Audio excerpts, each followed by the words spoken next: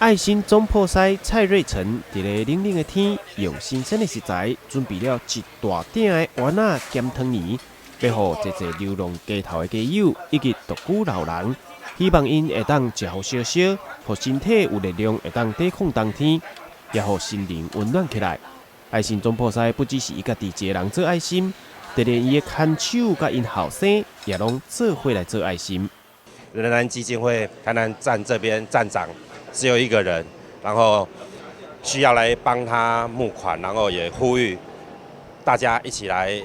有钱出钱，有力出力。然后我今天特别把我的太太，然后我的小孩一起来煮这锅非常有温度的冬至爱心汤圆，因为再过几天就是冬至了，然后希望提前让这群韩式朋友能够感受一下这锅汤圆的温度，然后让他们能够暖在心里面，然后也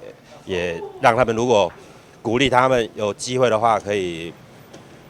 有能力去帮忙更多的人。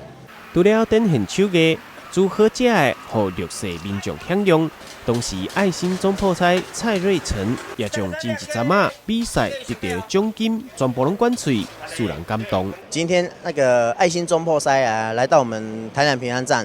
仁爱基金会台南平安站的现场哈，那就是因为冬至快到了，那爱心总铺师提前为这些韩士们